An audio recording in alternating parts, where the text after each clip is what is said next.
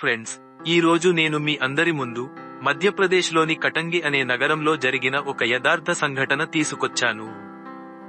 ఈ సంఘటన విన్న తర్వాత మీకే అర్థమవుతుంది ఇప్పుడు మీరు ఫోన్ వాడాలా వద్దా అని. టైటిల్ థంబ్నెయిల్ ని చూసి మీకు అర్థమయ్యే ఉంటుంది ఈ కథలో ఏమై ఉంటుందని. ఈ రోజు ఈ సంఘటన ఊరికే గాలిలో కథలాగా చెప్పడం లేదు. ఆ కటంగి అనే ఊరిలో జరిగిన యథార్థ సంఘటన, నిజంగా జరిగిన కథ. అయితే కటంగిలో రికీ అనే యువకుడు ఉండేవాడు. సరిగ్గా ఇప్పటి నుంచి 2 సంవత్సరాల ముందు వరకు తన ఊరిలో బాగానే ఉండేవాడు. చాలా పేదరికంతో తన జీవితాన్ని గడిపేవాడు. ఒకరోజు ఆలోచిస్తూ, నా ఫ్రెండ్స్ అందరూ మంచి మంచి ఫోన్లు వాడుతున్నారు, మంచిగా ఫోటోలు వీడియోలు తీసుకుంటున్నారు, యూట్యూబ్ చూస్తున్నారు, సినిమాలు చూస్తున్నారు, కలిసి ఫ్రీ ఫైర్ పబ్జీ గేమ్స్ ఆడుతున్నారు. కానీ నేను అలా ఏమి చేయలేకపోతున్నాను. నేను ఒక సింపుల్ కీప్యాడ్ ఫోన్ వాడుతున్నాను. అది కూడా మా నాన్న 5 సంవత్సరాలు వాడి నాకిచ్చారు. ఇది కూడా సరిగ్గా పని చేయదు. అయితే రికీ ఫ్రెండ్స్ దగ్గర కొన్ని డబ్బులు, బంధువుల దగ్గర కొన్ని డబ్బులు అప్పు చేస్తే 2200 అయ్యాయి. ఆ 2200 తీసుకొని ఒక మొబైల్ షాప్ కి వెళ్ళాడు. అన్న, ఈ 2200 తీసుకొని ఒక మంచి ఫోన్ ఇస్తారా అని అడిగాడు. ఈ డబ్బులకు మంచి స్మార్ట్ ఫోన్ అయితే రాదు బాబు, కానీ మంచి కీప్యాడ్ ఫోన్ అయితే వస్తుంది అన్నాడు. అది వినగానే రికీ తల పట్టుకుని, నేను ఒక మంచి ఫోన్ కూడా కొనలేకపోతున్నాను అని బాధపడుతుంటే రికీ ఫ్రెండ్ వాడి దగ్గరికి వచ్చి, ఎందుకురా బాధపడతావు, నీ దగ్గర 2200 ఉన్నాయి కదా, నేను ఒక షాప్ కి తీసుకెళతాను. అక్కడ సెకండ్ హ్యాండ్ ఫోన్లు కూడా అమ్ముతారు. ఆ షాప్ లో నాకు తెలిసి నీ దగ్గరున్న 2200కి మంచి సెకండ్ హ్యాండ్ ఫోన్ వస్తుంది. దానితో నువ్వు మంచిగా ఫోటోలు వీడియోలు తీసుకోవచ్చు, మంచి మంచి గేమ్స్ కూడా ఆడుకోవచ్చు. మనిద్దరం కలిసి రోజుకొక సినిమా కూడా చూడవచ్చు. ఆ మాట వినగానే రికీ చాలా సంతోషపడతాడు. వెంటనే ఇద్దరు కలిసి ఆ షాప్ కి వెళతారు. అక్కడ ఆ షాప్ అతనికి తన రిక్వైర్మెంట్స్ చెప్తాడు. ఆ షాప్ అతను రికీకి 2200కి ఒక మంచి సెకండ్ హ్యాండ్ ఫోన్ ఇస్తాడు. ఒక 100 రూపాయలు కూడా వెనక్కి ఇస్తాడు. రికీ చాలా సంతోషపడతాడు. ఫ్రెండ్ బైక్ లో 100 రూపాయల పెట్రోల్ కూడా కొట్టిస్తాడు. రికీ ఫ్రెండ్ ఇద్దరు కలిసి బైక్ మీద తిరుగుతూ మంచి మంచి ఫోటోలు తీసుకుంటూ వీడియోలు తీసుకుంటూ మంచిగా ఎంజాయ్ చేస్తుంటారు. కానీ రికీ తను ఫోన్ కొన్న విషయానికి తన ఇంట్లో వాళ్ళకి చెప్పలేడు. ఆ డబ్బులు వాళ్ళ బంధువుల దగ్గర అప్పు చేశాడు. ఆ డబ్బులతో ఫోన్ కొన్నాడంటే తిడతారు.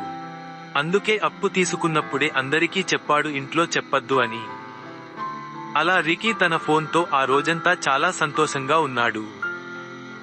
రాత్రికి ఇంటికి వచ్చాడు. అందరూ కలిసి భోజనం చేసి పడుకోవడానికి సిద్ధమయ్యారు. రికీకి సెపరేట్ గా రూమ్ అంటూ ఏమీ లేదు. వాళ్ళ అమ్మ నాన్న ఉన్న ఒక బెడ్రూమ్ లో పడుకుంటే రికీ మాత్రం హాల్లో ఒక మూలన పడుకుంటాడు. ఫుల్ గా దుప్పటి కప్పుకుని ఫోన్లో మైన్క్రాఫ్ట్ గేమ్ ఆడి చాలాసేపు ఫోన్లో సినిమా చూసి పడుకున్నాడు. తెల్లారింది. రికీ చాలాసేపు పడుకున్నాడు. వాళ్ళ అమ్మ నాన్న వచ్చి, రికీ, మన బంధువులలో ఒకరు రాత్రి చనిపోయారు, మేము అక్కడికి వెళ్తున్నాము.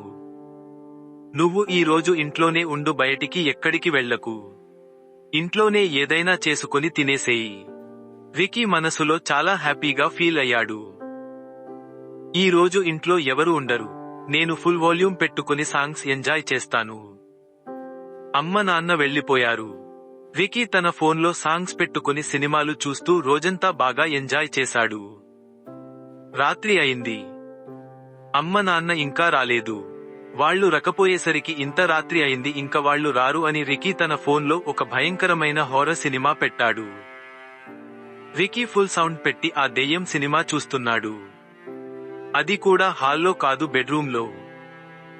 గంటన్నర అయింది. సడన్ గా రికీకి ఒక అన్నోన్ నెంబర్ నుంచి ఫోన్ వస్తుంది. రికీ షాక్ అవతాడు. అరే, ఇదేంటి, నేను నా నెంబర్ ఎవరికి ఇవ్వలేదే, మరి నాకు ఎవరు ఫోన్ చేస్తున్నారు? నా ఫ్రెండ్స్ అందరి నంబర్స్ నా దగ్గర ఉన్నాయి, కానీ ఇది వాళ్లేవారిది కాదు. అమ్మ నాన్న ఊరికి వెళ్లారు, అక్కడ వాళ్ళు ఏమైనా ప్రాబ్లంలో ఉన్నారా, అయినా వాళ్ళ దగ్గర ఈ నెంబర్ లేదు కదా. సరే చూద్దాం ఆగు ఎవరో అని ఫోన్ లిఫ్ట్ చేస్తాడు. చేసి హలో హలో అంటాడు. కానీ అవతల నుంచి ఎవరూ మాట్లాడడం లేదు, సైలెంట్ గా ఉన్నారు. ఎంతసేపు హలో హలో ఎవరు ఎవరు అని అరుస్తున్నా కూడా అవతలి నుంచి నో రెస్పాన్స్. వికీ కోపంతో అరే బాబు ఎవరు, ఫోన్ చేసి మాట్లాడరేమి అని అరుస్తాడు. చాలాసేపటికి అవతలి నుంచి నిదానంగా ఒక ఏడుపు వినిపిస్తుంది. వికీకి కొంచెం వింతగా అనిపించింది. అరే ఇదేంటి, ఫోన్ చేసి ఏమీ మాట్లాడకుండా ఎదుస్తున్నారు, అది కూడా ఒక పిల్లవాడు. ఎవరికో చేయబోయి నాకు ఫోన్ చేసి ఉంటాడు, రాంగ్ నెంబర్ అయి ఉంటుందిలే అని ఫోన్ కట్ చేస్తాడు. అయినా ఆ పిల్లవాడి ఏడుపు ఆగడం లేదు. అరే ఇదేంటి, ఫోన్ కట్ చేసినా ఈ ఏడుపు ఆగడం లేదు.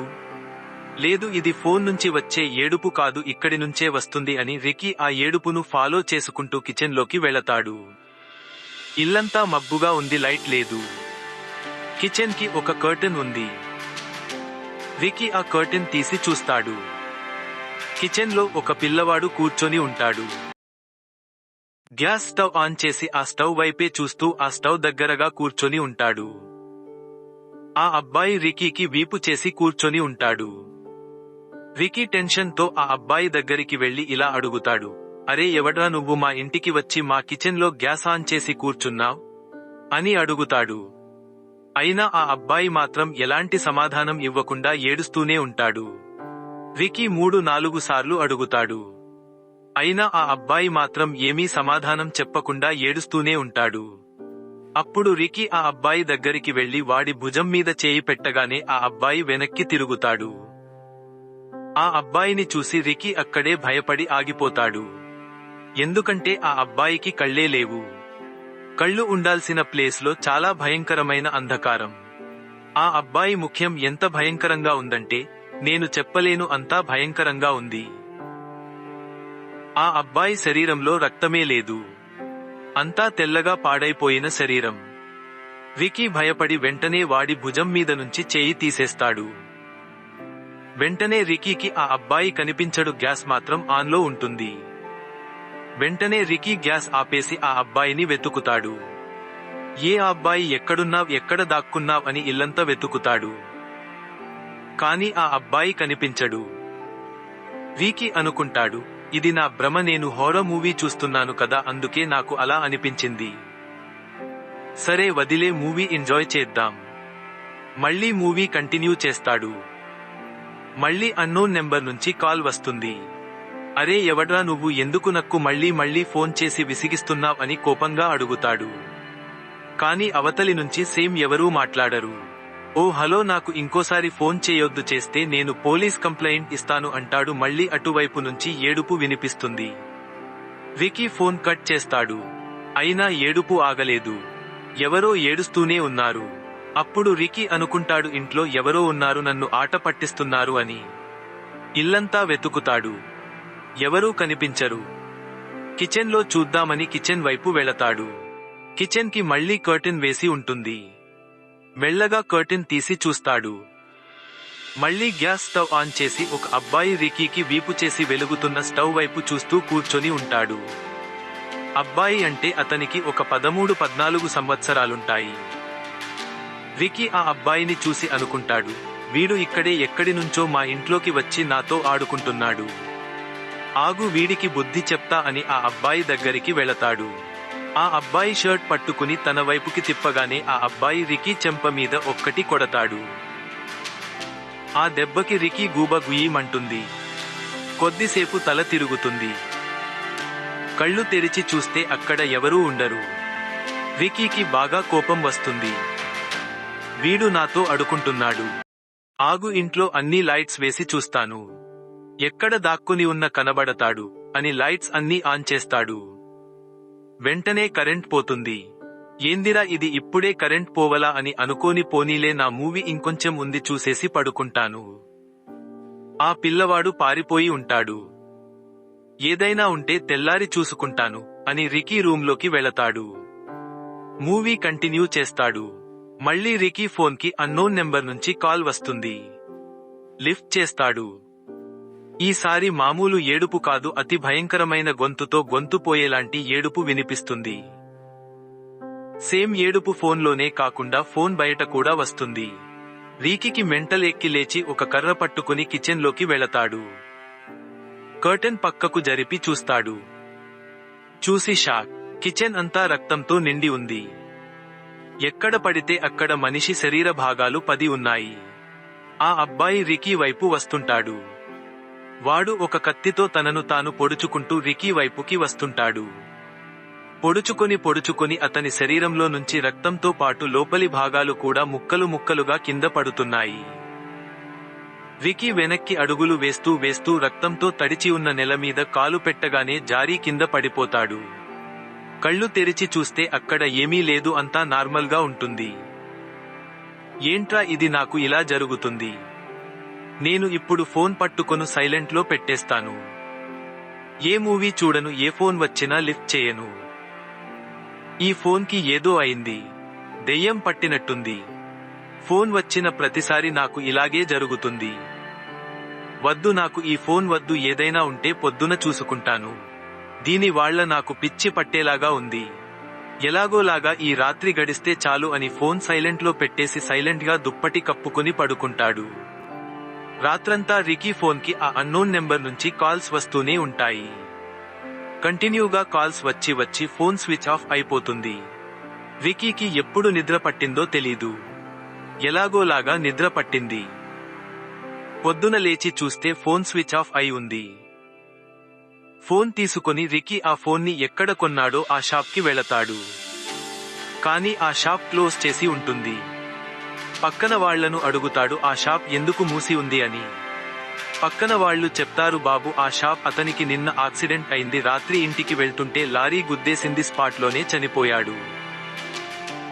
అతని శరీర భాగాలు రోడ్డు మీద ఎక్కడ పడితే అక్కడ పడ్డాయి, రోడ్డు అంతా రక్తంతో తడిసిపోయింది అని అంటారు.